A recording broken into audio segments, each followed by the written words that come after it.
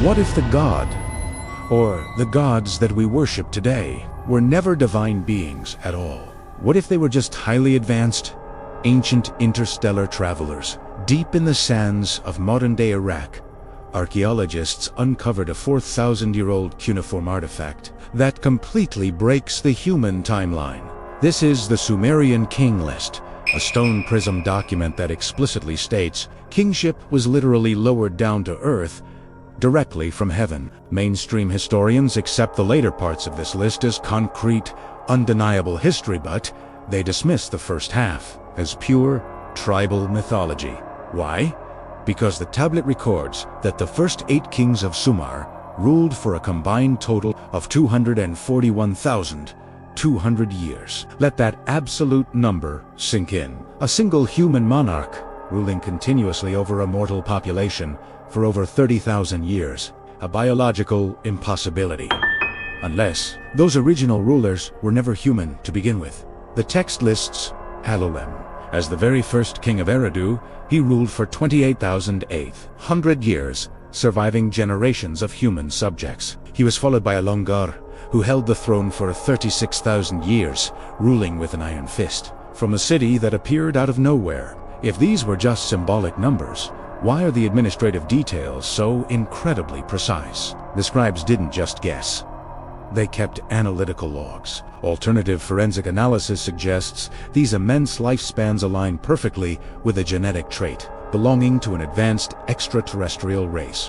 In the ancient Sumerian epics, these beings were called the Anunnaki, translated literally as those who from heaven came down to earth. They did not possess magical powers. They possessed hyper-advanced biotechnology, capable of manipulating human DNA and halting the aging process entirely. The King List details a highly specific structure, showing that these kings ruled right up until a cataclysmic event shattered the planet. The text reads, verbatim, "Then the flood swept over, and after the flood had swept over, kingship was lowered again from heaven." This matches the biblical Great Flood story, but written thousands of years before the book of Genesis was even conceived by Hebrew scribes. After the deluge, a sudden, dramatic genetic shift is recorded on the stone prism. The lifespans of the kings violently plummeted.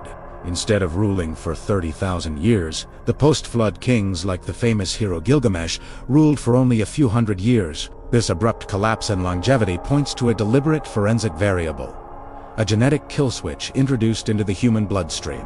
The alien creators realized that humans with immortal lifespans would eventually rebel and challenge their masters for control of the planet. So, they altered our genetic sequence, limiting our biological capacity to a maximum of 120 years, capping our potential. But where did these original, immortal rulers go after the floodwaters receded and human civilization reset? Sumerian clay cylinders depict these entities departing the Earth in glowing, mechanical sky chambers, retreating back into deep space. They left behind the King List as an administrative template, a strict political blueprint for how humans should be governed in their absence. Look at our modern society. We still operate under the exact same hierarchical power structures invented by the Sumerians 6,000 years ago.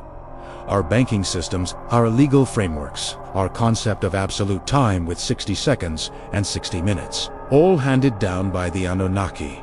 We aren't developing a natural, human civilization. We are merely running an automated, alien simulation programmed into our history. Mainstream archaeology desperately hides this, claiming the massive numbers on the tablet were just propaganda to legitimize early warlords. But that theory falls apart when you look at the physical evidence left behind in the ruins of ancient Mesopotamia. The foundations of Eridu, and your feature massive, precision-cut, megalithic stones that modern engineering tools struggle to lift today. How did a primitive Bronze Age society move 80-ton stone blocks across miles of marshland without advanced mechanics? They didn't. The King List proves they had access to external, non-human resources during the pre-flood eras. Furthermore, why does the list transition perfectly into real, historically verified human rulers without a single break in the text? If the first half is fiction, and the second half is fact, where exactly does the myth end and the truth begin. The scribes treated the 30,000-year rulers with the exact same historical validity as the kings who ruled for only 10 years. This continuous narrative structure means the entire document must be viewed as an absolute, unfiltered record of Earth's true history. If the Anunnaki were real, then the gods of our modern religions are simply the distorted memories of ancient flesh and blood astronaut. We have worshipped their technology as miracles, and their high-frequency communication arrays as divine voices from the heavens. In 1924, a secondary fragment of the King List was found, hidden inside a private collection in London. This secret text, known as the Weld-Blundell Prism, contains a hidden column of cuneiform script that was intentionally scraped away. Digital multispectral imaging has recently reconstructed those deleted symbols, exposing a terrifying prophecy left behind by the last immortal king.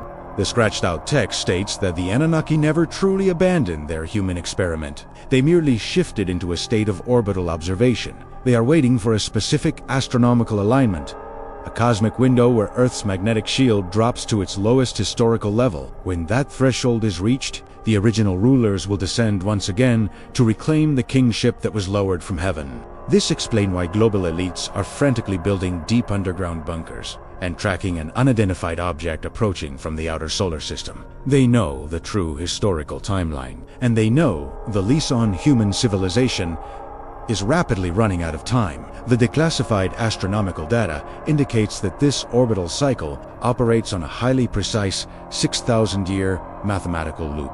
And according to the final, hidden mathematical calculation on the Sumerian prism, that exact 6,000-year cycle ends this Friday at midnight.